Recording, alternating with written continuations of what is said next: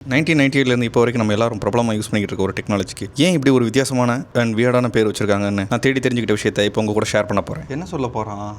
எப்படியும் வீடியோட எண்டில் தான் சொல்ல போறேன். எஸ், இந்த வீடியோட எண்டில் அந்த வியர்டான நேம்க்கான ரீசனை நான் சொல்றேன். வெல்கம் ஆனியன்ஸ். 1989 சோனி எரிக்சன் வயர்லெஸ் கம்யூனிகேஷனுக்காக ஸ்டார்ட் பண்ண ப்ராஜெக்ட். 1994 டச் இன்ஜினியர் ஜோப் ஹார்ட்லைனர் இந்த டெக்னாலஜிக்கான பேஸ் ஸ்ட்ரக்சர் கண்டுபிடிச்சாரு. அப்புறம் 1996 தான் இந்த டெக்னாலஜிக்கு ஒரு பேர் வைக்கிறாங்க. அந்த பேர் தான் ப்ளூடூத். சரி, அந்த வியர்டான மேட்டர் என்ன சொல்றேன். இந்த கம்யூனிகேஷன் டெக்னாலஜிக்கு ஏன் ப்ளூடூத்னு ஒரு வியர்டான நேம் வச்சாங்க அப்படின்னா 12th செஞ்சுரியில் வாழ்ந்த ஒரு வைக்கிங் அரசன், அவரோட பேர் ஹெரால்ட். அவருக்கு இருந்த ஒரு வகையான பல்நோய் காரணமா அவரோட பற்கள் எல்லாம் டார்க் கலர்ல இருந்தது. ஸோ அது ஒரு வகையில் பார்க்கறதுக்கு டார்க் ப்ளூ கலராகவும் தெரிஞ்சது. அதனால அந்த டைம்ல ஹெரால்டை எல்லாரும் ப்ளூடூத் அப்படின்னு பட்ட பேர் வச்சு கூப்பிட்டாங்க. ஓகே, பர்டிகுலரா அந்த அரசனோட நிக்நேம் எதுக்கு கம்யூனிகேஷன் டெக்னாலஜிக்கு வச்சாங்க? அடுத்து அதான் சொல்ல போறேன். அந்த ஹெரால்ட் கிங் அவரோட ஆட்சி பகுதியில் இருந்த எல்லா ட்ரைபல் மக்களையும் ஒன்னா சேர்த்து மிக மகிழ்ச்சி ஆட்சி செஞ்சார். கம்யூனிகேஷனோட மெயின் அஜெண்டாவே மக்களை ஒன்று சேர்க்கறது தான். அதனால தான் அவரோட ஞாபகார்த்தமா இந்த டெக்னாலஜிக்கு ப்ளூடூத்னு பேர் வச்சாங்க. இந்த கண்டென்ட் ஆல்ரெடி உங்களுக்கு தெரிஞ்சிருந்தா எஸ்ன்னு கமெண்ட்ல சொல்லுங்க. இப்பதான் இந்த விஷயத்தை நீங்க தெரிஞ்சுக்கிட்டீங்கன்னா இந்த வீடியோக்கு ஒரு லைக் பண்ணுங்க. மறக்காம சப்ஸ்கிரைப் பண்ணிடுங்க.